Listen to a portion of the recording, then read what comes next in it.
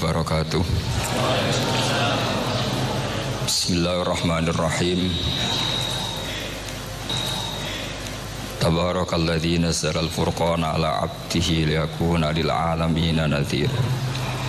Allahumma shalli wa sallim ala sayyidina Muhammad wa ala alihi wa sahbihi wa barik wa sallim asma'in. Amma ba'du. Ahli nar karena berstatus pencaci maki Nabi. Akhirnya dia muji Nabi itu lewat disuap, lewat dikasih uang lagi, dikasih uang lagi. Lu itu sudah sah. Jadi saking baiknya Allah, Islam suapan itu juga sah. Ini yang penting saya utarakan. Jadi apalagi Allah sudah punya rencana tadi, yang goblok-goblok di pedalaman Dayak bikin masjid, yang pinter-pinter ramen lomba untuk sangu, untuk umroh. Kira-kira memberi sama mendapat pahalanya keren mana?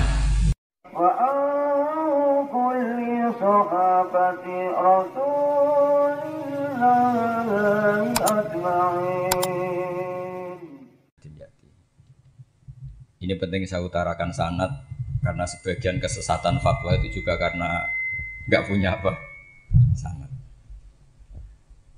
Soal orderan Mbak Idris Pak Kaulo untuk melawan fatwa tadi Malakat Emanukum, saya kayaknya nggak nuruti itu karena fatwa itu jatuh dengan sendirinya. Karena saya yakin nggak ada yang mendengar ya. Nak dilawan corong Jawa mari kumo luhur ya. Karena pasti sudah jatuh dengan sendirinya.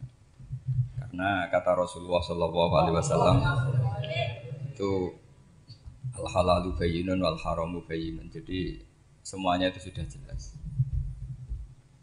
Manusia itu diwatakkan untuk mencintai fitrah salimah. Sehingga dalam tradisi jahiliyah sekalipun ketika Rasulullah mulai dakwah, itu kata orang-orang Quraisy, Muhammad, kalau kamu ingin aneh-aneh itu karena ingin kaya, jama'na laka malan, kita kumpulkan harta, kemudian Anda jadi orang paling kaya. Kalau kemudian Anda ingin dari aneh-aneh itu mendapat perempuan, kata orang Arab jahiliyah sebelum ada Islam, kata mereka juga, zawwasnakaha, maka perempuan itu yang kamu cintai, kita akan mengkawinkan, menikahkan kau dengan dia. Artinya adatun nikah itu adat yang dahulu. Dan mulai dulu yang namanya nikah itu melibatkan wali, melibatkan keluarga. Makanya di antara pujian tiba berjanji terhadap keluarga Rasulullah SAW adalah tarakus sifaha falam yusibhu ma'aruhu min adami wa ila abihi wa ummi. Sehingga sifah ini yang definisinya ya jelas, nikah definisinya juga apa? Jelas. Kalau ada orang tertentu yang belum jelas definisi itu sudah di bawah awam lagi. Sudah tidak awam tok, tapi sudah di bawahnya, di bawah no. Sehingga nggak usah dilawan orang-orang yang punya nilai kayak kita ini. Jadi, karena tadi zaman jahiliyah saja, jika Muhammad kamu ingin aneh-aneh itu, ingin nikah, zawwasnakaha, kita akan nikahkan kamu dengan perempuan yang kamu inginkan. Nggak ada dalam satu riwayat pun yang dikatakan maka saya sewakan atau saya bookingkan, tidak ada. Semua redaksi zawwasnakaha. Itu artinya ada seremonial akad yang bernama apa? Nikah. Makanya dipuji tarakus sifaha falam yusibhum aruhu min adamiu wa ila abilu. Kemudian dalam fikih juga dikatakan nikahul jahiliyah adalah sah, tidak perlu ditajdid. Saya ulang lagi ya. Nikah fil jahiliyah itu tidak perlu ditajdid fil Islam asal tidak ada mufsid yang dzati. Misalnya begini ya, kita tidak pernah dengar sahabat-sahabat yang masuk Islam kemudian nikahnya ditajdid oleh Rasulullah SAW. Itu menunjukkan peradaban nikah ini ma'ruf. Kecuali nikah ada mufsid yang permanen, misalnya menikahi saudara kandung atau nikahi buliknya atau nikahi mbahnya, dan itu hebatnya nggak terjadi dalam kafir jahili. Semua nikahnya normal dan dengan wali, sehingga Anda tidak perlu menyaksikan aturan-aturan fikih yang sudah dibakukan oleh ulama. Jadi nggak usah risau sama. Pokoknya sampean yakin saja ja'al haqqu wa zahaqal batil innal batila kana zahuqa. Nah kemudian ini yang makalah yang saya siapkan. Begini, sekarang Indonesia itu dikepung oleh paham-paham keras. Sebetulnya untuk menghadapi paham-paham keras itu yang paling hebat tentu ilmu. Dalam banyak cerita, banyak saksinya juga. Pernah, ini masyhur sekali cerita ini. Saya Sya'rawi itu ketemu orang ekstrim yang mau ngebom orang-orang Islam yang sedang main di bar. Dugem lah kira-kira gitu. Karena di dunia Allah kok maksiat kok, ini baiknya mati aja daripada hidup, daripada ngeleng-ngeleng bumi gitu. Terus ditanya sama Syekh Sya'rawi, kalau betul mereka jadi mati, aina masiruhum? Lalu mereka mati terus kemana? Dijawab oleh ekstremis tadi, ya ilanar, karena mereka matu fi finil maksiyah, mati ketika maksiat. Terus jawabnya si Syekh Sya'rawi, lalu kalau mereka ke neraka itu keinginan Rasulullah apa keinginan kamu? Apakah pernah Rasulullah itu berkeinginan umatnya mati masuk neraka? Ya enggak. Ya sudah, kalau itu tidak keinginan Rasulullah jangan lakukan.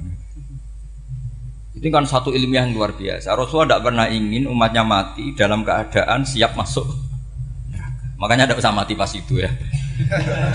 Bener MC tadi, kalau mati milih tanggal dan milih tempat. Ya itu diantara pujian-pujian yang masyhur tuh, yang dulu sahabat ada yang muji Rasulullah itu, khuliqta mubarra'un min kulli aibin faka'an nama khuliqta kama tasya. Jadi itu sebenarnya makalahnya sahabat, tapi yang untung Mustafa Atif karena dapat uang banyak dari nyanyi. Jadi itu sebenarnya makalah normal dari pujian seorang sahabat, tapi yang untung Mustafa Atif. Mungkin yang untung juga pengundangnya karena ternyata abadi ya. Tapi itu makalah itu. Nah cerita Imam Sya'rawi tadi, Sya'rawi Sya'rawi Mutawali Sya'rawi ya. Mufassir itu. Saya punya kitabnya itu 27 jilid. Saya sebagai peneliti itu ya ndak tasdek amat karena saya butuh adit ya, butuh penguat itu. Dan penguat itu pula yang saya bawa ke sini.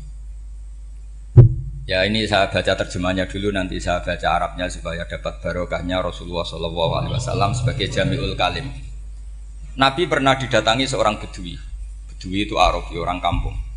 Minta sama Nabi, karena Nabi itu udah orang kaya, tentu kira-kira saya bayangkan ya dikasih 50.000 atau 10.000. Si Arabi ini tidak terima, dan tidak terima ngomong di depan umum. Ketika Rasulullah tanya, apa saya sudah baik sama kamu? Kata si Arabi tadi, tidak. Karena kamu kikir hanya ngasih saya segini. Sahabat hampir marah saja karena Nabi tersinggung. Tapi Nabi lalu mengajak orang itu ke dalam rumah. Kira-kira kalau Indonesia mungkin ditambah 200.000 atau 300.000. Kemudian, apa ini cukup? Ya cukup. Kamu sudah puas? Ya puas. Fajazakallahu min ahlin wa asyiratin. Dipuji-puji Nabi. Kemudian kata Rasulullah, ayo kita keluar. Keluar nemuin khalayak begini. Khalayak rame. Kamu tadi mengkritik saya, menghujat saya di depan umum. Maka kamu sekarang harus memuji saya di depan umum supaya clear. Akhirnya mau dia, oke kita mau. Akhirnya muji-muji bahwa Muhammad orang baik, dermawan gini. Setelah itu dia pulang.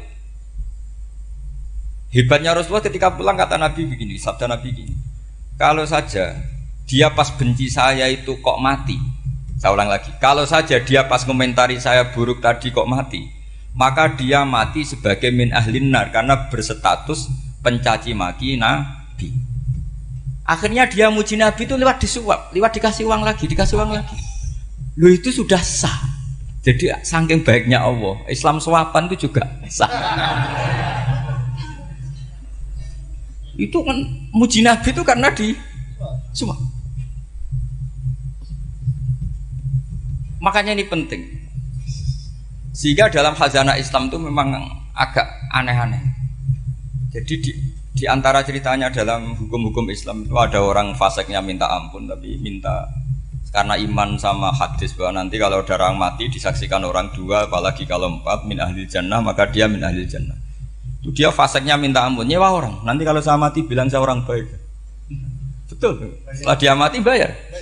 Ini baik. Satu kampung nggak ada yang percaya ini saksi bohong gitu. Tapi sama Allah diampuni karena kesaksian suapan. Lalu berarti jangan ngalalo suap ya ndak, saya tidak ngalalo suap, ngalalo sedekah. Karena sekarang kalau ada caleg bayar katanya sedekah. Ya sedekah terpaksa. Ini penting saya utarakan karena apa? Allah itu menilai itu tidak sama dengan pikiran kita. Makanya kubu sebelah itu terlalu ekstrim, memaksa Allah berpikiran kayak dia. Satu karena kurang ngaji, nomor dua ya tadi emosinya lebih tinggi ketimbang intelektualnya. Ini penting saya utarakan. Ternyata orang yang nyuap tadi apa nilainya plus, yaitu dia iman sama dawuh Rasulullah Shallallahu Alaihi Wasallam. Kalau yang namanya saksi itu penting, cuma dia mendapat cara itu lewat suap. Tapi kan iman, kalau dawuh Nabi itu benar, kalau ada saksinya pasti min ahlil jannah. Terus dia nyari saksi harus dibayar ya dibayar. Sekarang sama, iya 1 juta nah. Sekarang saya tanya di KPPS atau di mana-mana saksi pemilu itu dibayar enggak? Dibayar sah apa enggak? Sah. Jadi kadang kebenaran itu harus dibayar. Ini penting saya utarakan karena ada orang perempuan cantik dirayu, digaji supaya main di niklab dibayar jadi orang maksiat. Lalu mungkin ada ustadz gaji dia, bayar dia supaya mondok. Gak tahu terusannya apa, terus diwayah apa enggak tahu saya. Pertanyaannya ketika kamu bayar kemudian jadi santri, itu kamu dosa nyuap apa dosa sodako membiayai proses kebenaran? Sodako. Tapi kalau yang bayar untuk jadi pegawai niklab maka membiayai kemaksiatan. Maka pembiayaan ini penting secara fikih. Arahnya kemana? Ke hak apa ke batil? Sehingga di Fathul Mu'in diterangkan misalnya ada orang layak jadi pemimpin dan kemudian rivalnya itu orang yang menyesatkan atau calon perusak bangsa. Ya, maka calon pemimpin yang soleh itu wajib berkompetisi meskipun bibadlil mal. Karena kalau yang memimpin orang fasik, kampung ini rusak. Kalau yang memimpin orang soleh, kalau nggak bayar juga nggak jadi. Maka wajib bayar. Lah yang soleh bayar ini berstatus sedekah, tapi yang batil ini berstatus suap. Kenapa demikian? Karena yang namanya riswah atau ada yang baca ruswah adalah pembayaran untuk mengehakkan barang batil dan membatilkan barang hak. Sementara pembiayaan orang soleh adalah untuk memperkuat hak.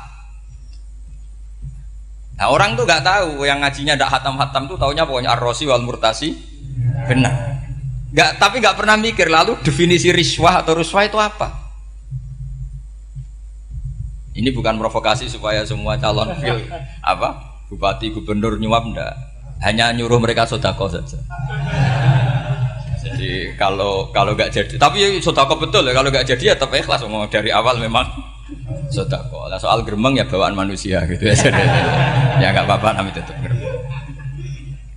Ini penting saya utarakan, makanya menurut saya itu bangga dengan Pak Hamid karena sepupu mbah saya itu karena alimnya. Meskipun banyak orang mensifati beliau wali dan memang wali betul, tapi saya tetap menstatuskan beliau orang alim yang dari kelaziman alim itu beliau wali. Jangan dibalik, wali dulu baru alim. Karena dalam beliau orang Lasem dan kaidah di Lasem itu fakullu alimin waliyullah walaysa kullu waliyillah aliman. Jadi kalau kaidah di daerah Jawa Tengah itu semua orang alim pasti wali, tapi kalau wali tidak mesti alim. Sehingga kalau menstatuskan alim itu keren, kalau di Jawa Tengah status alim itu keren. Dan soal keramat yang kaitannya dengan Mbah Mun itu masyhur itu dulu ketika Mbah Hamid santai-santai sama Pak D. Taifur sama keluarga. Beliau mau istirahat, kemudian yang datang Kiai Maimun, Mbah Mun zaman itu masih dipanggil Gus. Sopo pur, ada Pak Taifur di situ. Kata Pak D. Taifur, saya kalau manggil Pak D itu Gus Mun. Dan itu Mbah Hamid ngendikan rojulun alimun waliyullah. Itu orang lelaki yang alim yang waliyullah. Jadi beliau muji Mbah Mun juga alimun dulu, rojulun alimun wali. Ini penting saya utarakan karena kesanatan keilmuan beliau jelas dari beberapa keluarga di Lasem. Karena di daerah Fakhriyah itu yang tempat lahirnya Pak Hamid juga lahirnya mbah saya. Itu mbah-mbahnya sudah orang alim, termasuk Kiai Sidik Jember itu juga lahirnya di kawasan pondoknya Pak Hamid Fakhriyah. Kemudian Kiai Sidik punya anak yang namanya Ahmad Sidik yang jadi apa? Rois Am yang sekarang ada Gus Wirjon macam-macam itu semuanya juga keluarga Lasem. Nah saya cerita keluarga ini penting bukan karena tafakhur atau tabai, bukan, karena Allah itu membuat satu tradisi besar memang lewat dzurriyyah.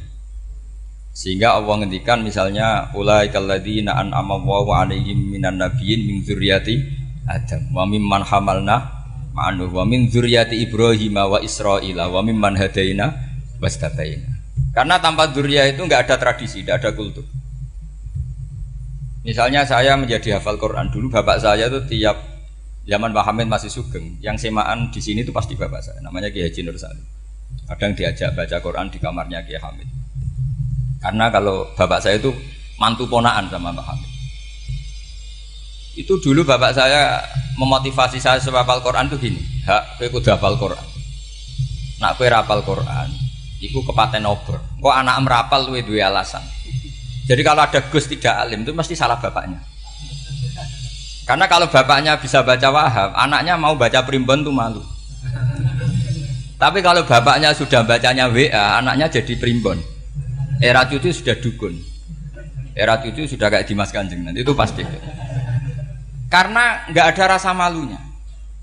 Tapi kalau bapaknya alim baca Wahab misalnya, juga qanaah, anaknya juga itu figurnya. Terus cucunya juga gitu figurnya. Makanya disebut dzurriyatam ba'duha min ba'd. Ini penting.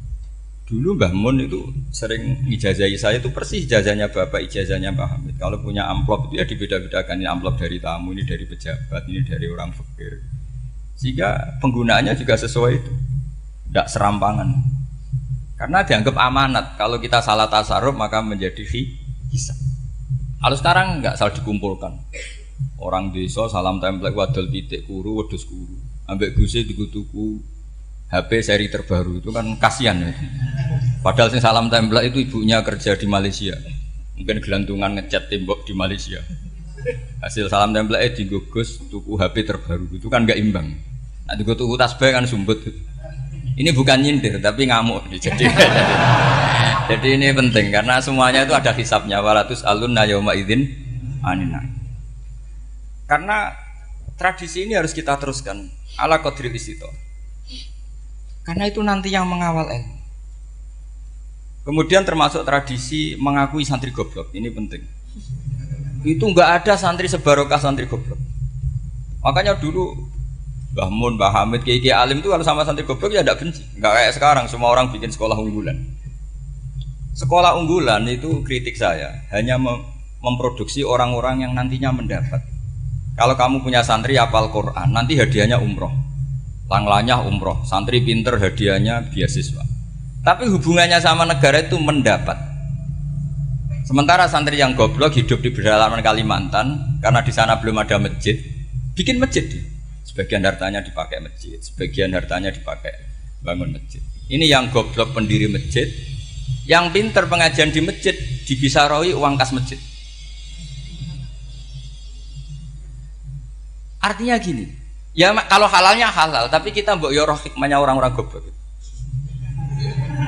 Supaya kita tetap ngaji Rabbana ma khalaqta hadza batila. Semua ini ada gunanya. Subhanaka ma khalaqta. Jadi semuanya ada gunanya. Maka bagi santri-santri yang goblok tolong nanti saya di-Fatihai karena saya ini pembela Anda. Loh yang ngomong biar saya karena saya terkenal santri pinter. Kalau yang ngomong sampean goblok kan enggak ada yang percaya. Oh, padune padha gobloke kan gitu. Yang ngomong harus saya. Saya itu niru Rasulullah Shallallahu Alaihi Wasallam. Nabi itu kalau ada santri serabakat pinter itu diwaris sak surat usung nang mulai pinter. Banyak itu. Balighu anni walau ayah. Ada sahabat ngaji hanya diajari idza zulzilatil ardu sudah kamu pulang sudah pinter.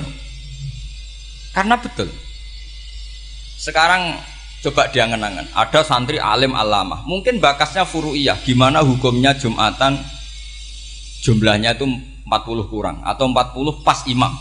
Kemudian ada yang batal satu, hukumnya gimana?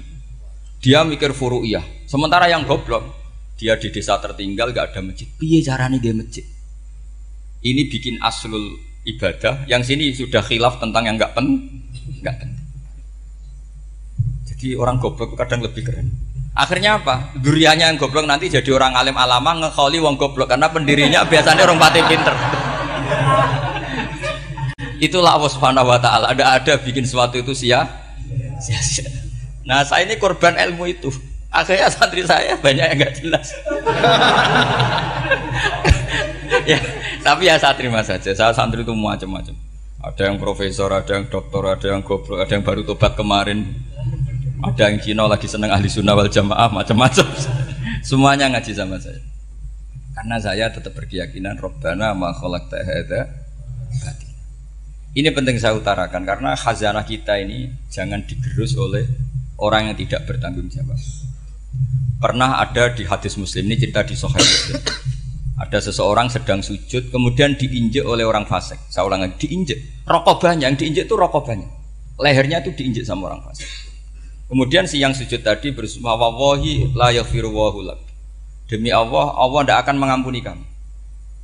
Itu Allah kemudian mewahyukan sama Nabi di zamannya. Wahyunya adalah mangkalladzi yata'alla alayya alla aghfira li fulan laqad ghafartu dzunuba wa ahbattu amalak. Siapa yang mencantut namaku dengan menstatuskan saya tidak bisa memberi maaf, sungguh orang itu saya maafkan, dan yang ahli ibadah amalnya tak cabut semua, tak hapus. Karena Allah tuh nggak boleh distatuskan sesuai keinginan kita. Kita sedang soleh terus mengatakan orang lain tidak soleh, Allah tidak akan ngampuni. Ngampuni tidak, itu wilayahnya Allah, dan Allah yaf'alu ma yasha. Dan Allah berkali-kali memaklumatkan dirinya yaghfiru liman yasha wa yu'adzibu man yasha. Tapi ini kubu sebelah nyifati Allah hanya wa yu'adzibu, kubu sebelah kan gitu. Tidak pernah kalau Allah disifati yaghfir. Bagaimana Allah gak tersinggung? Allah selalu distatuskan yu'adzib. Itu kira-kira kalau Allah kan gini, saya ini bisa u'adzib, bisa aghfir, kenapa status saya tinggal yu'adzib? Ini ngaji di mana? Khatam enggak gitu kan gitu. Makanya resikonya ahli sunnah itu masyhur tuh Pak Hamid Pasuruan. Tamu macam-macam diterima. Ketika orang benci Golkar itu ada tamu dari Golkar juga diterima. Ketika orang nggak mau diberi hadiah oleh orang Golkar, Pak Hamid ya diterima. Bilang ke bapak, mengaku lo mau wae nur, duit enggak ana gunane dhewe. Sing marai rawan hisab itu kan kamu dapat uang nggak jelas kemudian kamu pakai pribadi. Kalau orang-orang soleh kan nggak pernah dipakai, kan aman saja. Loh, dihisap apanya? Wong hanya peralon. Kalau istilahnya Mbah Hamid itu peralon. Datang diberikan orang lagi, datang diberikan. Kalau kena kamu kan hisap. Terus kamu nyate makan wareg glegeken. Wah itu uangnya nggak jelas dipakai nyate glegeken, ya mesti hisap. Kalau nggak jelas ya disedekahkan. Kalau ingin bebas apa? Bisa. Tapi kalau sering sedekah biasanya nggak bebas dari miskin. Tapi kalau kamu wali kan tetap ya Pak Hamid itu masyhur bisa kok. Tapi kan nggak jadi miskin. Kamu nggak terkenal sakok tapi miskin. Ini nggak wali. Ini penting. Jadi kebanyakan orang ekstrim karena mensifati Allah Ta'ala itu hanya dengan status yu'adzib, tidak dengan status yaghfir. Dan itu mereka harus ngaji lagi. Kurang apanya Rasulullah SAW? Nabi sebagai manusia benci sekali sama pembunuh Hamzah karena qatilu ahabbin nasi ila Rasulillah. Yaitu sama Wahsy. Siapa yang enggak tahu Wahsy? Qatala ahabban nasi ila Rasulillah, itu qatala Hamzah. Dan ketika Nabi nyuwun sewu maksud no Wahsy, Allah malah nurunkan ayat laisa laka minal amri syai'un aw yatuba alaihi. Ada pilihannya aw yatuba alaihi. Apa yang terjadi? Justru Allah mentobati Wahsy. Memaafkan Wahsy, mentobati Wahsy. Ada sahabat yang dipuji Nabi Hamamatul Masjid, akhirnya su'ul khotimah. Kita tahu ceritanya siapa? Sa'labah. Makanya kata Mbah Mun sering cerita ke saya. Banyak orang darani saya itu tidak jelas, kata Mbah Mun, karena saya sama siapa saja baik, sehingga banyak yang nuduh saya itu tidak jelas. Kata beliau, ulama paling jelas ya saya ini, karena masih orisinil, kata beliau. Tapi pakai bahasa Jawa, karena tadi Mbak Idris bilang ada yang MA ya, Madura asli tadi, makanya saya terpaksa bahasa Indonesia tadi. Kata Mbah Mun, ulama paling jelas ya saya, karena saya menyikapi siapa saja baik, karena di hati saya hanya membaca laisa laka minal amri syai'un aw yatuba alaihim aw yu'adziba. Kenapa kamu vonis si buruk? Bisa saja nanti baik. Yang sedang baik bisa saja nanti bu. Kalau nasib seseorang nggak jelas, kenapa kamu sikapnya jelas? Nah, ini orang-orang nggak ngaji itu memaksa orang lain jelas. Ini kubu sebelah pasti salah, ini pasti benar. Wong manusia kok dipasti-pastikan gimana? Kita ini tidak nabi. Kalau nabi maksum pasti benar. Kalau sampean apa? Maksum bisa. Jadi ketidakjelasan para ulama ini berdasar konstitusi tadi, bahwa itu wilayahnya Allah Subhanahu wa Ta'ala. Ini penting saya utarakan. Jadi penting sekali. Jadi orang yang sedang fasik sekarang bisa saja nanti tobat. Yang sedang sekarang soleh bisa saja nanti masalah. Sehingga Rasulullah tetap mengajarkan ya muqallibal qulub tsabbit qalbi ala dinik. Jadi kalau ngaji itu khatam. Khatam itu begini misalnya ya. Saya pernah ngaji Ihya, belajar Ihya khatam. Bahkan saya punya takrirannya berdasar kitab Ithaf, sarahnya Ihya. Kalau ingin tahu sanadnya sarah Ihya, ya misalnya Gus Idris ini, oleh Idris ngaji Mbah Hamid Pasuruan, ngaji Mbah Dimyati. Mbak Dimyati ini ngaji sama kakaknya Kiai Mahfud Termas. Kiai Mahfud ngaji sama abahnya Kiai Abdullah. Kiai Abdullah ngaji sama abahnya Kiai Abdul Manan. Kiai Abdul Manan ini mulazim terhadap Sayyid Murtado Az-Zabidi. Jadi kalau santri Salafiyah ini ya kira-kira tokoh Sabiah. Karena Mbak Idris Sadisa ya kira-kira sampean itu dari pengarang Ithaf itu baru tokoh berapa? Sabiah, masih keren. Turun pitu. Masih kaya lah. Lah kamu kok miskin? Turun ke wolu katanya kan. Jadi nanti kalau masih keren. Itu sampean ngaji kitab kalau khatam, saya ulang lagi kalau khatam. Itu memang ada bab-bab di mana ulama itu harus tegas, harus tafriq bainal haqqi wa bainal batil. Oke, itu bagus. Mana yang hak, mana yang batil kita bedakan. Di bab itu bagus. Tapi kalau nanti kamu ngaji bab tawadhu, lihat di Bidayatul Hidayah atau di semua kitab tasawuf, bab tawadhu itu kalau melihat kamu orang kafir, kamu melihat orang apa? Kafir. Ini aso ma'akufri, ini maksiat wajar dia kafir. Saya ini muslim kok maksiat. Fadam bi akbah, maka dosa saya lebih buruk. Melihat orang tua, mesti hada aksaru ibadatan. Ini lebih tua, mesti ibadahnya lebih banyak. Nanti kalau melihat anak kecil, hada azharu minni sinnan, pasti maksiatnya banyak saya. Jika terus evaluasi gitu, sehingga nggak pernah takabur. Misalnya di sini, saya ini kan gayanya keren, duduk di atas sampean di bawah. Gayanya tok, hakikatnya sampean lebih sombong karena memerintahkan saya.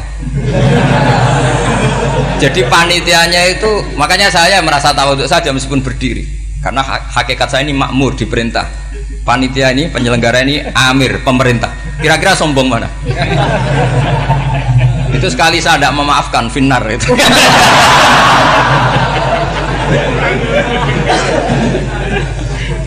Tapi insya Allah tak maafkan lah. Iya masih insya Allah. Jadi ini penting. Jadi mbok ya orang-orang yang ekstrim tuh mikir keinginan Rasulullah SAW itu umatnya meninggal dalam keadaan baik. Makanya benar tadi, notulen tadi. Kalau doa, kalau ingin mandi itu memang harus ada jadabnya. Tapi yang asli loh ya, jangan gaya-gayanan. Ya asli betul, yang nggak khilaf memang asli. Itu ada seorang wali doa di depan Nabi itu begini, ya Allah saya harus jadi orang soleh. Allah diharuskan itu kan nggak sopan ya. Ya Allah saya ini harus jadi orang soleh. Kenapa? Sekali saya soleh maka surroh habibu, yang seneng kekasihmu. Sekali saya fasik maka yang seneng musuhmu, yaitu iblis. Tinggal jenengan milih mana, nyenangkan kekasihmu apa nyenangkan musuhmu. Akhirnya ada batahu ya sudah soleh aja soleh, ini kok doa kok neror orang ini. Kira-kira gitu. Jadi ya Allah saya harus jadi orang soleh. Kalau saya jadi orang soleh surroh habibuk, yang seneng kekasihmu. Kalau saya jadi orang fasik yang seneng musuhmu. Sedangkan tinggal milih saja, menyenangkan kekasihmu apa menyenangkan musuhmu. Kira-kira Allah seneng mana? Seneng menyenangkan. Wah itu doa paling mustajab. Tapi syaratnya harus anti bikolbin dan dari ijazah nggak mandi, itu ijazah nggak mandi. Maka ini tidak saya ijazahkan. Nanti kalau kamu ngalami isak sendiri, ngalami wujdi sendiri, terus ngalami itu insya Allah makbul. Tidak mau gaya-gayanan copy paste, nggak diterima itu. Jadi wali-wali dulu itu kalau berdoa itu sederhana, tapi dari hati yang paling dalam. Makanya Nabi Musa itu terkenal, orang paling seenaknya sendiri dan Nabi Musa hubungannya dengan Allah. Tapi sama Allah dimaafkan karena orisinil, tidak bikin-bikin. Rasulullah juga itu, kalau sudah marah itu doanya gitu. Cuma celakanya ditiru Nira Warisman dulu. Nabi itu ketika perang Badar itu jelas kalah, nggak mungkin menang, sudah jelas kalah. Nabi hanya 313 orang kafir 1000 dengan perlengkapan apa? Sudah lengkap semua. Setelah perang dilihat itu jelas kalah. Seri awal yang memang kalah betul. Doanya Nabi apa? Allahumma intuhlik hadil isobah lam tu'bad badal ya. Ampun Gusti, silahkan bikin kalah, tapi ra ono sing roh nak jenengan pangeran. Bon lahiran jenengan dadi pangeran, ora ono sing roh. Enggak ada ibadah. Intuhlik hadil isobah lam tu'bad badal ya. Kalau engkau menghancurkan kelompok saya ini, jenengan sebagai Tuhan tidak ada yang nyembah lagi. Karena yang nyembah tinggal kelompok kita. Tapi yang ngendikan Nabi, kalau kamu niru tidak bisa. Gak bisa kamu doa, ya Allah saya ini santri Salafiyah, kalau saya bodoh menjadi presiden buruk terhadap alumni Salafiyah. Gak apa-apa sekali-kali doa gitu. Tapi kata Allah lainnya masih banyak.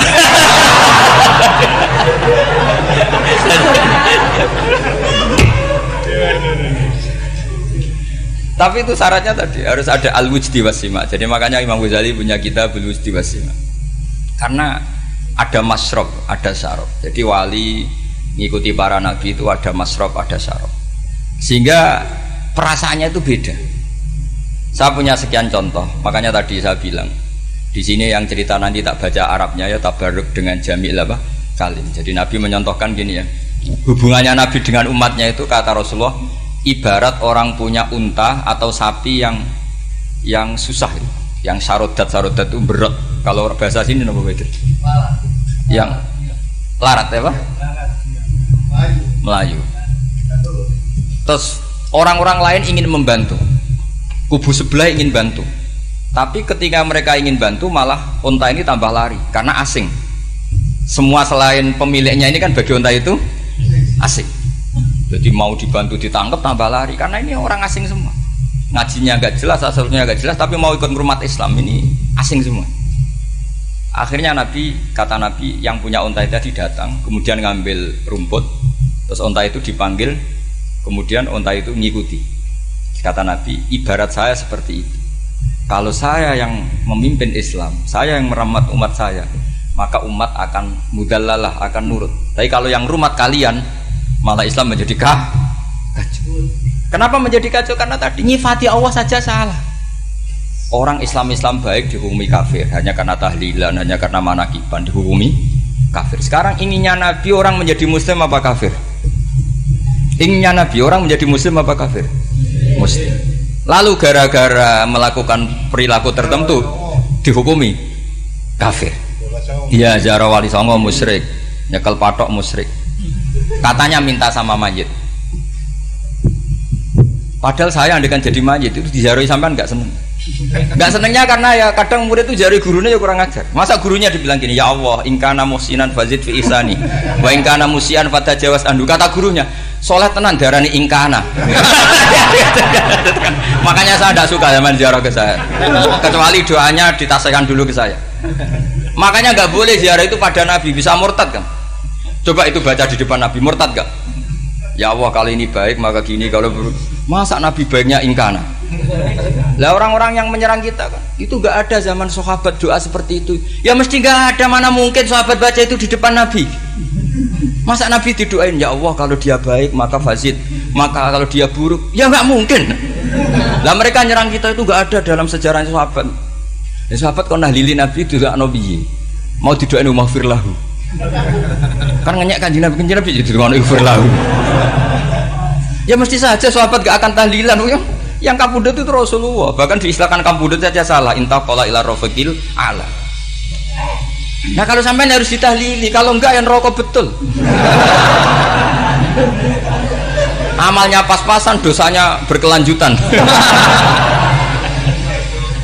Kondak gimana? Punya tanah warisan yang hasil ngerebut milik orang lain. Kamu sudah mati, dipakai anak cucumu. Ini berkelanjutan enggak dosanya?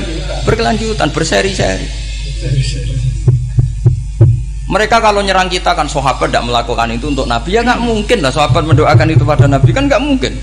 Coba kalau kamu jadi mayit, terus kamu gurunya, terus ada murid kamu bilang Allahumma ingkana musinat fazid fi isani wa ingkana musian fatajawaz anhu. Mesti kalau kamu bisa bangun. Ya Allah cong meyakini saya soleh itu masih ingkana. Kalau guru saya soleh maka, kalau guru saya buruk maka. Itu kan taklek namanya apa? Itu kan kurang ajar. Saya tidak pernah doa gitu di depan Muhammad Pasuran, tidak pernah. Saya kalau doakan bangun ya tidak pernah gitu. Allahumma ali darajati fil jannah gitu. Saya nggak pernah, ingkana nggak pernah. Karena andekan itu saya juga sama engkau. Cuma kalau ada orang doa di bangun gitu ya karena orang lain ya tak biarin. Tapi saya tidak bilang amin, ya biarin aja sudah. Tapi kalau santri sarang nggak usah lah doa ya apa? Ingkana. Masa meyakini solehnya gurunya kok nunggu apa? Ini bukan ijazah, ini marah ini. Jadi pelurusan ini. Saya ulang lagi, ngaji itu harus khatam. Pentingnya khatam tadi, kalau di bab tafriq bainal haqqi wa bainal batin, seakan-akan kubu sebelah ini benar karena tegas. Tapi kitab itu tidak hanya bab itu, juga ada bab tawadhu. Di bab tawadhu itu, misalnya kita melihat orang kafir, ini wajar maksiat kan dia kafir. Masa saya mukmin maksiat?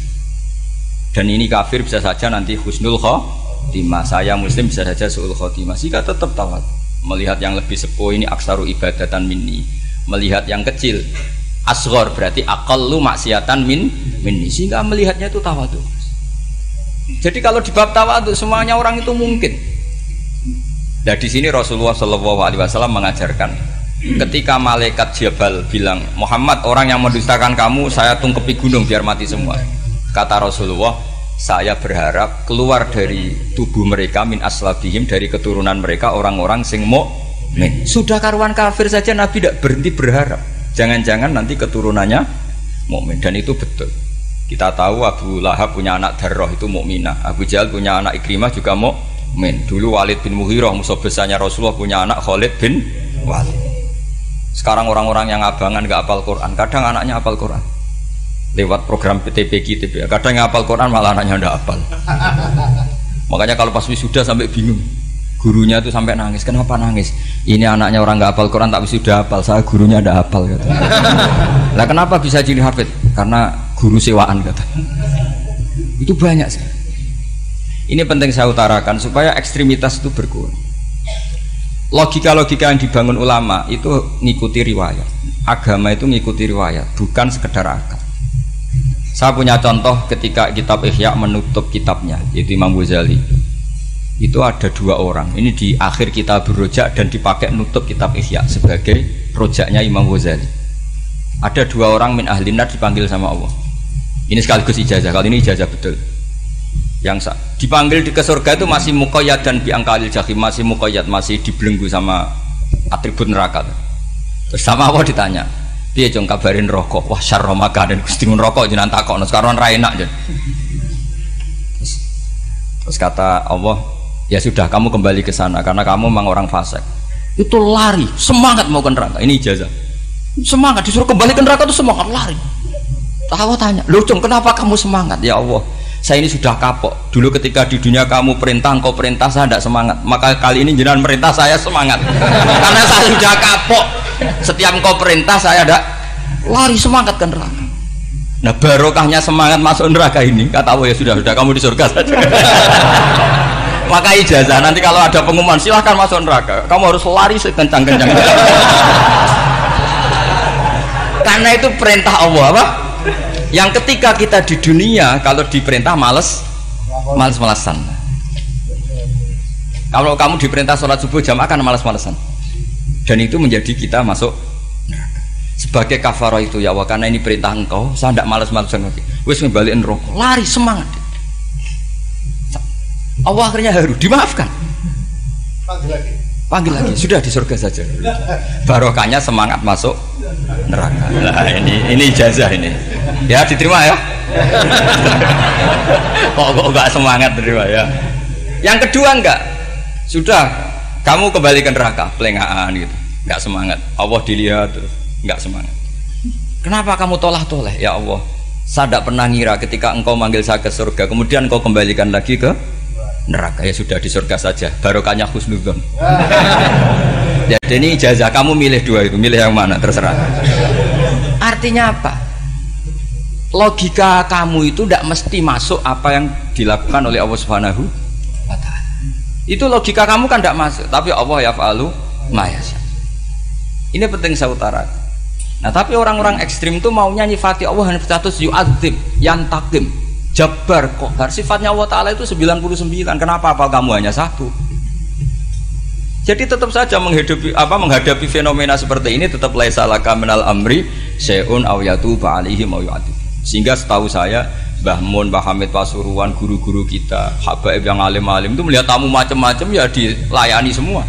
Karena ini ngadepi fenomena sosial yang semuanya tidak jelas. Kalau nggak jelas apa? Ya kita bisanya berharap karena afdolul ibadah itu intidharul farad. Kalau belum Islam sekarang kita harapkan nanti. Kalau bapaknya enggak kita harapkan anaknya. Kalau anaknya belum kita harapkan cucunya. Karena agama ini limangka nayarjuwo hawal yaumal akhir. Agama ini bagi yang terus berpengharapan, bukan bagi yang putus asa. Ini yang penting saya utarakan. Jadi apalagi Allah sudah punya rencana tadi, yang goblok-goblok di pedalaman Dayak bikin masjid, yang pinter-pinter ramen lomba untuk sangu, untuk umroh. Kira-kira memberi sama mendapat pahalanya keren mana? Memberi. Tapi tidak usah jadi goblok. Goblok tidak usah direncanakan, sudah terjadi. Jadi makanya saya bela karena sudah terjadi gitu. Tapi tidak usah direncanakan. Nanti terus wah goblok aja cara Gus Bak gak apa-apa ndak. Sudah kadung ini cuma kita itu iman ya. Jadi karena yang pinter itu yang jumlahnya tidak banyak. Ini kita bully saja. Karena kamu bully pun tetap mulia kan orang pinter ini. Tapi kalau orang goblok gak dibela habis dia. Yang pinter buat dikritik kayak apa kan tetap mulia kan. Lah yang muji sudah banyak saya ngeritik saja lah. Ini tidak akan jatuh. Tapi yang goblok ini kan nggak ada yang bela. Saya sebagai umatnya Rasulullah, pecinta umat Rasulullah tak bela, tenang saja. Ada hikmahnya apa? Hikmahnya orang goblok. Betul loh, saya itu sering ketemu dokter, ketemu profesor tuh nangis. Tak tanya kenapa nangis. Bapak saya itu petani, saya di Jogja sampai jadi dekan, jadi rektor. Tapi saya sekarang rektor. Anak saya sekedar SMP naik itu sudah senang. Nggak dengar kabar ketangkep BNN sudah senang. Padahal saya ini ahli metodologi. Ternyata pinter bapak saya. Karena bapaknya tadi hanya petani bisa menjadikan anaknya profesor. Tapi profesor tidak mesti bisa jadi. Anak saya naik SMP aja sudah senang. Karena Allah ingin membuktikan pinter kamu itu tidak ada artinya di depan iradatullah. Di depan apa? Iradatullah. Supaya orang tunduk. Lu coba yang jadi ulama tabi ini tuh rata-rata abnaul mawali, anaknya budak yang dimerdekakan. Karena Allah seperti itu. Ada yang tokoh yang tadi zuriyatam ba'duham itu harus kita jaga. Saya termasuk orang yang ditakdir punya mbah-mbah alim, itu juga harus dijaga. Yang enggak alim peluangnya masih banyak. Banyak sebanyak-banyaknya. Asal tadi lewat jalur sregep dan kalau bodoh ngaji saya nanti. Tak ajari robbana ma khalaqta hadza napa? Karena ayatnya gitu, min dzurriyyati Adam wa mimman hamalna ma'anu wa min dzurriyyati Ibrahim wa Israil. Terus terakhir ditutup wa mimman hadaina wajtabaina. Itu umum. Tidak jalur nasab, siapa saja yang hadaina wajtabaina. Ini penting saya utarakan, jadi ini sebagai penutup tak baca teks Arabnya supaya kita dapat barokah jami'ul kalim.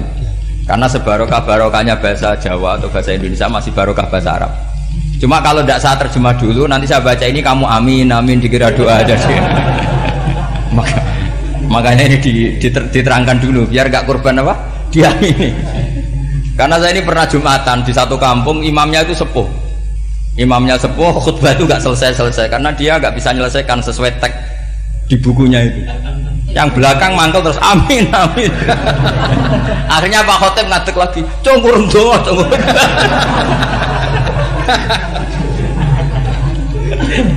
Ya ini masih teks Arab tapi yang belakang sudah apa? Amin amin. Ya saya baca. Nah disimak. Bismillahirrahmanirrahim. Waruwiya anak Arabian ja'ahu yatlubu min husay'an fa'atahu. Sumaqala ahsantu ilaika. Dikasih sesuatu ya tadi saya contohkan misalnya dikasih hanya 10.000. Qala al-Arabiyyu la wala ajmalta, kamu ya belum berbuat baik. Faghadibal muslimun wa qamu ilaihi. Orang-orang Islam marah besar karena Nabi dikomentari la ajmalta, kamu tidak orang baik. Fa asyara ilaihim an kuffu, kata Nabi jangan kamu pukulin. Kalau di Madura sudah tuntas tuh kena celurit itu kalau. Sumakoma kalau di MA tadi ya, di Madura asli tadi ya. Sudah tuntas. Sumakoma wa dakhala manzilahu. Setelah itu terus wa arsala ilaihi sallallahu alaihi wasallam wa zadahu syai'an. Kemudian Nabi menyuruh dia, ayo masuk rumah terus ditambahi. Faqala ahsantu ilaika qala na'am fajazakallahu min ahlin wa asyiratin khairan. Setelah ditambah banyak sama Nabi, saya sudah baik sama kamu. Wah baik kalau sekarang baik. Itu mengatakan baik karena ditambah uang, bukan karena dari nuraninya, karena ditambah uang, ditambah duit. Amplopane ditambahin. Faqala lahu nabiyyu sallallahu alaihi wasallam innaka qulta ma qulta wa fi nafsi ashabi min dzalika syai'un fa in ahbabta faqul baina aydihim ma qultu baik ma qulta baina yadayya hatta yadhaba ma fi sadrihim alaika. Kamu tadi ngomong dan menjadikan sahabat saya tersinggung. Coba sekarang klarifikasi supaya mereka clear apa? Itu menunjukkan klarifikasi itu termasuk wataknya Rasulullah Shallallahu Alaihi Wasallam. Tadi kamu menyinggung saya di depan umum, maka sekarang kamu muji saya juga harus di depan umum supaya clear, supaya mereka tidak punya perasaan macam-macam. Sudah akhirnya qala na'am falamma kana al-ghadu awil asyu ja'a faqala sallallahu alaihi wasallam inna hadzal arabiyya qala ma qala fazidnahu fazama'nahu radiya kadzalik qala na'am fajazakallahu min ahlin wa asyiratin khairan. Faqala Nabi sallallahu alaihi wasallam, ini penting ya bagi semua dai, bagi semua ustad. Masali wa masalu hada masalu rajulin lahu naqatun syaraddat alaihi fattaba'an nasu atau fa'atba'ahan nasu falam yaziduha illa nufuran fanadahum sahibuha khallu baini wa baina naqati fa inni arfaku biha minkum. Jadi namanya unta, sapi atau kuda itu lebih terbiasa sama pemiliknya sama orang lain. Sama pemiliknya. Kalau orang lain ikut mantu ketika berat malah tambahlah lari. Sama kiai sama umat itu, kalau kiai kan punya syafaqah sama umat, maka inginnya umatnya dimaafkan. Tapi kalau kubu sebelah inginnya mengkafirkan, mendosakan, membid'ahkan, itu bisa diharap nggak umat mau kembali, malah lari. Makanya saya pernah ngalami ini serius. Ada orang tukang ngafir-ngafir nawang NU gitu. Di majelis, satu majelis dengan saya. Singkat cerita semua NU pinter. Waya jamaah zuhur itu waya sholat. Ayo jamaah, aku gak sholat. Kenapa? Kafir sholat bar. Gak wajib kafir sholat. Tidak usah kafir, sholat aja. Mereka itu kan omongannya ta'arud, mengkafirkan kita tapi mewajibkan kita sholat. Sholat wajib gak bagi orang kafir? Gak wajib. Berani gak mereka mengatakan yang dikafirkan tidak perlu sholat karena sudah kafir? Berani nggak kira-kira? Nggak berani. Jadi omongan mereka itu paradoks semua. Karena memang nggak pernah ngaji. Nggak pernah apa? Nggak pernah ngaji. Ngajinya betul-betul. Nggak pernah khatam tadi. Ya, jadi kata Rasulullah, fa inni arfaqu biha minkum wa a'lamu. Fatawajjaha baina yadayha fa akhudalaha minkum mil ardi faradda hatta ja'at wastanakhat wa shadda 'alaiha rahlaha wastawa 'alaiha. Wa inni law taraktukum kaqaulihi, terus ya sudah seperti itu. Faradha hatta jatan terwasyat ta'ala rahala wastawa alaihi wa inni law taraktukum saat terus itu walhasil itu terusannya hadis itu, kalau saya membiarkan dia dengan keyakinannya tadi mengkritik saya dan dia mati maka dakholan. Jadi intinya gini, senang Nabi dibayar itu sah. Senang Nabi dibayar itu sah. Seneng Nabi dibayar itu sah. Jadi ya kalau ada maulid terus kiainya ngasih makan-makan terus menjadi seneng Nabi karena ada Bukharinya, itu juga sah. Ono zaitun sah. Terus kiainya seneng karena untuk amplop juga sah. Jadi ini sudah ini sama-sama sah. Karena untuk kebaikan selalu sah. Makanya mungkin di sini ya habis doang ngajian di sini mesti ada sarapannya pertama. Iya. Kopi dan sarapan ngaji pagi. Jadi orang datang ingin sarapan tidak apa-apa. Tidak apa-apa, sah itu. Sayyid Muhammad juga gitu, kalau ada orang ngaji dikasih uang juga sah.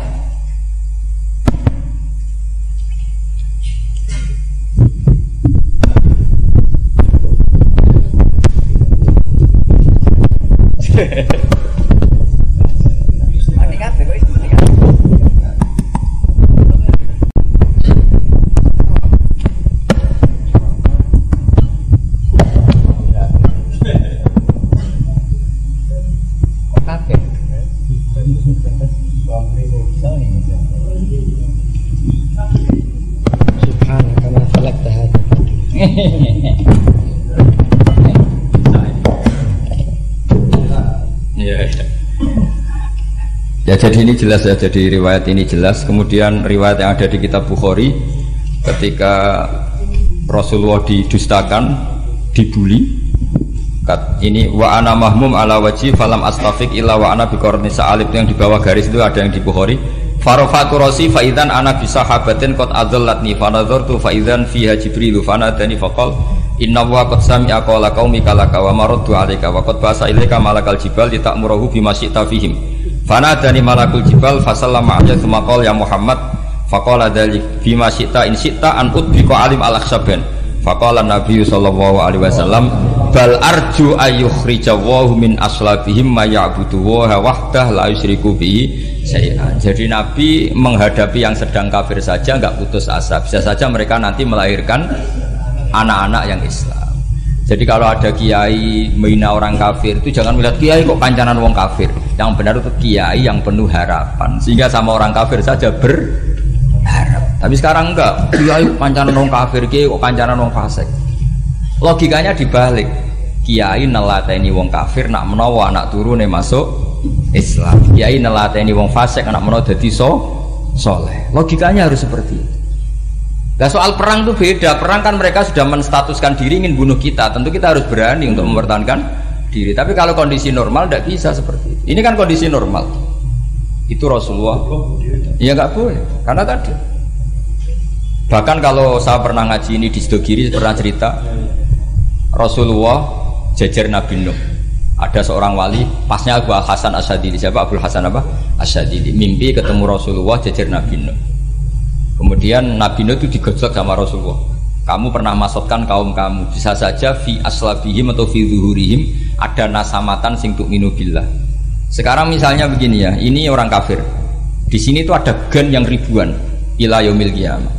Bisa saja gen-gen yang sekarang masih di zuhurihim, karena kalau gen di lelaki diistilahkan fi zuhurihim, ini saja nasamatan tu'min. Nasama yang nanti mukmin. Kalau dia mati kan berarti kamu membunuh calon orang mukmin berikut. Tapi ya sama. Tapi kalau kamu bilang dibiarkan, bisa saja ini ada nasamah sing calon kafir. Berarti kamu membiarkan kekafir. Nah di sini hebatnya Allah. Allah bikin Nabi Nuh mewakili istihad potensi kekafiran berlanjut, sehingga beliau bilang wala yalidu illa fajiran kafaro. Paham ya kan? Rabbila tadzar alal ardi minal kafirina dayara innaka intadzarhum yudillu ibadaka wala yalidu illa fajiran kafaro. Logika itu terwakili oleh Nabi Nuh. Logika bisa saja ini ada nasamatan untuk minubillah. Itu terwakili oleh Rasulullah bal arju ayyukhrijawahu min aslabihim may ya'buduwaha wa la yusyriku bihi syai'an. Kayak apa untungnya kita jadi umat Rasulullah sallallahu alaihi wasallam? Masalahnya Nabi Nuh gak Nabi Nuh, Nabi Muhammad. Jadi kira-kira istihad kamu ikut Nabi siapa? Kalau main hantam ya ikut Nabi Nuh. Kalau main rojak berharap Nabi Muhammad. Ya sudah, sampean ikut mana coba? Nabi Muhammad. Ini penting saya utarakan supaya apa-apa itu terukur lewatnya. Ya pokoknya istilah kayak Wali Songo yang tercerminkan sampai ke kita kayak Pak Hamid, karena Pak Hamid ini sanadnya secara gen itu sampai Sunan Bonang, di silsilah itu sampai Sunan Bonang. Saya punya catatan nasabnya Pak Hamid Pasuruan sampai Sunan Bonang, ditulis Mbah Khim itu. Ya, pas 40 harinya Mbah Hamid itu silsilah itu. Saya kira demikian, saya mohon maaf atas semua kesalahan. Wah, baru mulai. Ya Santi Putri itu gak usah mikir besar berat-berat, yang penting nurut suami, itu kata para suami. Tapi kalau suaminya gak layak diikuti ya diberontak saja gitu. Karena gak ada sesuatu yang luar biasa kayak perempuan. Itu kata Sayyidina Umar, pernah dia mau jalan ya, dicegat sama Khawlah itu bintu Salaf. Itu sampai 3 jam. Padahal Umar sudah Amirul Mukminin. Sudah siapa? Amirul Mukminin. Tapi ketika ditanya, kenapa engkau berhenti karena orang tua ini? Kamu tahu orang tua ini siapa? Ini ketika protes itu didengar langit sabtuju. Yaitu yang di ayat qad sami Allahu qaulal lati tujadiluka fi zawjiha wa tastaqi ila Allah. Jadi sing protes wong wedok ora trimo bojone, Kanjeng Nabi diprotes. Ya singkat cerita, Khawlah itu cantik. Memang contohnya harus cantik. Kalau jelek nggak bisa. Khawlah itu cantik sekali. Walhasil dia mungkin khed atau apa, lama mungkin khed. Terus suaminya datang. Aus bin Somit ini datang. Melihat istrinya pas sujud. Di semua teks riwayat fa'ajabatu ajizatuha. Makanya gambarannya harus cantik. Enggak usah diterjemah ya, fa'ajabatu ajizatuha. Singkat cerita Aus itu minta dilayani saat itu juga. Si Khawlah nggak mau karena sedang ibadah. Engkok sik mas kok dalu. Enggak kok sekarang. Saking mangkelnya karena agak kesampaian. Ya orang lanang kan gitu, mesti kotor kalau enggak kesampaian. Terus Zuhara minha, dia melakukan dihar. Anti aliyah ka dhuhri ummi. Dulu dihar dalam hukum jahiliyah adalah tolak. Setelah ditihar, Aus getulnya bukan main karena Khawlah ini cantik. Makanya contohnya cantik, karena kalau gak cantik gak getun gitu. Terus kalau gak cantik juga suaminya tidak kesusu gitu. Sudah tahu semua pokoknya gitu punya nada. Singkat cerita akhirnya suaminya datang ke Rasulullah. Ya Rasulullah, saya ini sangat mencintai istri saya, tapi tadi saya keterucut dihar dia. Lalu solusinya gimana? Ini karena tambahnya khas perempuan, kata Mbak Idris, ya sudah tak turut, ini khas perempuan. Kemenangan partai apa? Perempuan. Tapi tidak PSI, ini kemenangan partai perempuan. Kata Rasulullah, sementara hukumnya begitu. Kalau dihar itu biman zilatit tolak. Ya sudah, kamu nggak bisa kumpul lagi sama dia. Istrinya dikasih tahu, protes. Apa? Hukum apa-apaan itu? Diparani Rasulullah. ini hukum tidak benar ya Rasulullah. Ya tapi setahu saya hingga detik ini saya sebagai Nabi hukumnya baru begitu. Enggak benar. Dibantah terus sama Nabi diancam gini, kalau engkau tidak bisa memutuskan, tak laporkan Allah.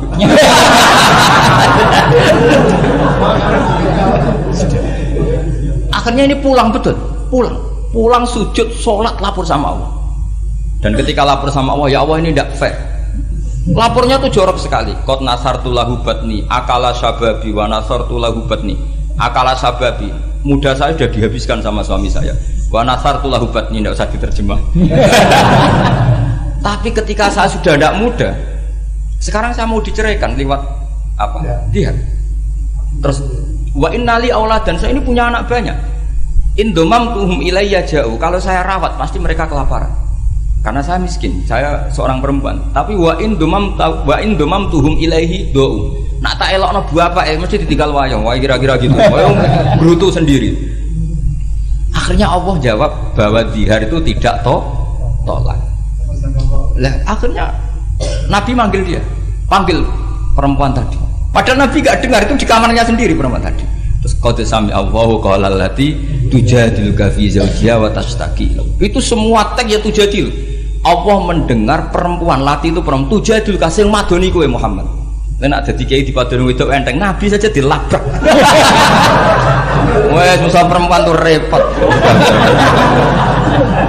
Nabi dilabrak. Sampai jadi surat Mujadilah. Makanya saya kalau baca Mujadilah dan baca Mujadalah, ini kaitannya dengan tasrif. Jadalah yujadilu mujadalatan. Karena sekali nggak bisa tasrif nggak sah jadi mufassir. Ya jadi kalau kafaro ya kafiru ya takfiron.